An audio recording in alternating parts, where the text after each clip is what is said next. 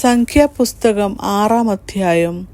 യഹോവ പിന്നെയും മോശെയോട് അരുളിച്ചെയ്തത്, നീ ഇസ്രായേൽ മക്കളോട് പറയേണ്ടതെന്തെന്നാൽ, ഒരു പുരുഷനാകട്ടെ സ്ത്രീയാകട്ടെ യഹോവയ്ക്ക് തന്നെത്താൻ സമർപ്പിക്കേണ്ടതിന് നാസീർ വ്രതം എന്ന വിശേഷ വിധിയായുള്ള വ്രതം ദീക്ഷിക്കുമ്പോൾ വീഞ്ഞും മദ്യവും വർജിച്ചിരിക്കണം.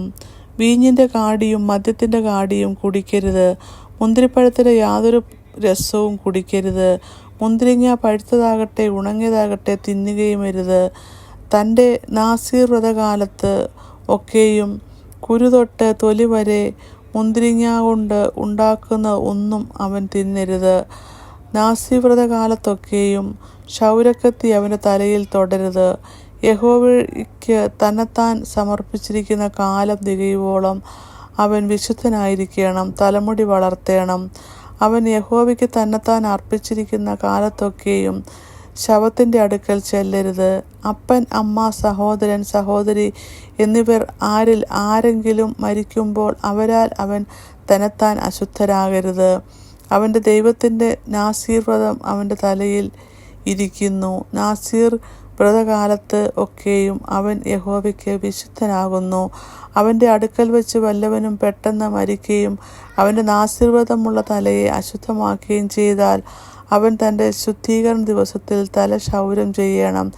7-ാം ദിവസം അവൻ ക്ഷൗരം ചെയ്യണം. 8-ാം ദിവസം അവൻ 2 കുറുപ്രാവിനെയോ 2 പ്രാവിൻ കുഞ്ഞിനെയോ പുരോഹിതൻ്റെ അടുക്കൽ സമാഗമന കൂടാരത്തിൻ്റെ വാതിൽക്കൽ കൊണ്ടുവരേണം. പുരോഹിതൻ ഒന്നിനെ പാപയാഗമായിട്ടും മറ്റേതിനെ ഹോമയാഗമായിട്ടും അർപ്പിച്ച് ശവത്താൽ അവൻ പിഴച്ചതുകൊണ്ട് അവന് വേണ്ടി പ്രായശ്ചിത്തം കഴിച്ച് അവൻ്റെ തല അന്ന് തന്നെ ശുദ്ധീകരിക്കണം. അവൻ വീണ്ടും തൻ്റെ നാസീർ വ്രതത്തിൻ്റെ കാലം യഹോവയ്ക്ക് വേർതിരിച്ചിട്ട് 1 വയസ്സ് പ്രായമുള്ള ഒരു ആട്ടിൻകുട്ടിയെ അകൃത്യയാഗമായി കൊണ്ടുവരേണം. അവൻ്റെ നാസീർ വ്രതം അശുദ്ധമായി പോയതുകൊണ്ട് മുമ്പിലത്തെ കാലം തള്ളിപ്പോകേണം. പ്രശസ്തൻ്റെ പ്രമാണമാവിത്. അവൻ്റെ നാസീർ വ്രതത്തിൻ്റെ കാലം തികയുമ്പോൾ അവനെ സമാഗമന കൂടാരത്തിൻ്റെ വാതിൽക്കൽ കൊണ്ടുവരേണം. അവൻ യഹോവയ്ക്ക് വഴിപാടായി ഹോമയാഗത്തിന് 1 വയസ്സ് പ്രായമുള്ള ഊനമില്ലാത്ത ഒരു ആണാട്ടിൻകുട്ടി, പാപയാഗത്തിന് 1 വയസ്സ് പ്രായമുള്ള ഒരു പെണ്ണാട്ടിൻകുട്ടി, സമാധാനയാഗത്തിന് ഊനമില്ലാത്ത ഒരു ആട്ടുകൊറ്റൻ, ഒരു കൊട്ടയിൽ എണ്ണ ചേർത്ത് നേരിയ മാവ് കൊണ്ടുണ്ടാക്കിയ പുളിപ്പില്ലാത്ത ദോശ, എണ്ണ പുരട്ടിയ പുളിപ്പില്ലാത്ത വട എന്നിവയും അവയുടെ ഭോജനയാഗവും പാനീയയാഗവും അർപ്പിക്കണം.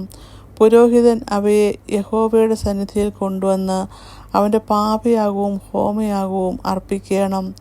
അവൻ ആട്ടുകൊറ്റനെ കൊട്ടയിലെ പുളിപ്പില്ലാത്ത അപ്പത്തോടുകൂടെ യഹോവയ്ക്ക് സമാധാനയാഗമായി അർപ്പിക്കണം. പുരോഹിതൻ അതിൻ്റെ ഭോജനയാഗവും പാനീയയാഗവും കൂടെ അർപ്പിക്കണം. പിന്നെ വ്രതസ്ഥൻ സമാഗമന കൂടാരത്തിൻ്റെ വാതിൽക്കൽ വെച്ച് തൻ്റെ വ്രതമുള്ള തല ക്ഷൗരം ചെയ്ത് തൻ്റെ വ്രതമുള്ള തലമുടി എടുത്ത് സമാധാനയാഗത്തിൽ കീഴുള്ള തീയിലിടണം. വ്രതസ്ഥൻ തൻ്റെ വ്രതമുള്ള തല ക്ഷൗരം ചെയ്ത ശേഷം പുരോഹിതൻ ആട്ടുകൊറ്റൻ്റെ വേവിച്ച കൈക്കുറകും കൊട്ടയിൽ നിന്ന് പുളിപ്പില്ലാത്ത ഒരു ദോശയും പുളിപ്പില്ലാത്ത ഒരു വടയും എടുത്ത് അവയെ വ്രതസ്ഥൻ്റെ കയ്യിൽ വെക്കണം. പുരോഹിതൻ അവയെ യഹോവയുടെ സന്നിധിയിൽ നീരാജനം ചെയ്യണം. ഇത് നീരാജനം ചെയ്ത നെഞ്ചോടും ഉദർച്ച ചെയ്ത കൈക്കുറവോടും കൂടെ പുരോഹിതന് വേണ്ടി വിശുദ്ധമാകുന്നു. അതിനുശേഷം വ്രതസ്ഥന് വീഞ്ഞു കുടിക്കാം.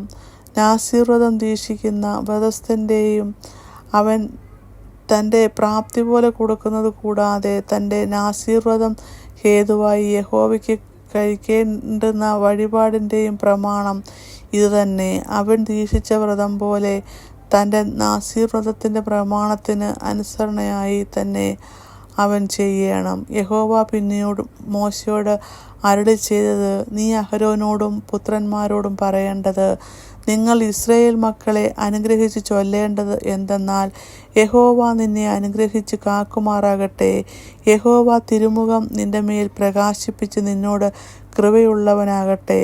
യഹോവ തിരുമുഖം നിന്റെ മേൽ ഉയർത്തി നിനക്ക് സമാധാനം നൽകുമാറാകട്ടെ. ഇങ്ങനെ ഇവർ ഇസ്രായേൽ മക്കളുടെ മേൽ എൻ്റെ നാമം വെക്കണം, ഞാൻ അവരെ അനുഗ്രഹിക്കും. ഇങ്ങനെ 6-ാം അധ്യായം അവസാനിക്കുന്നു.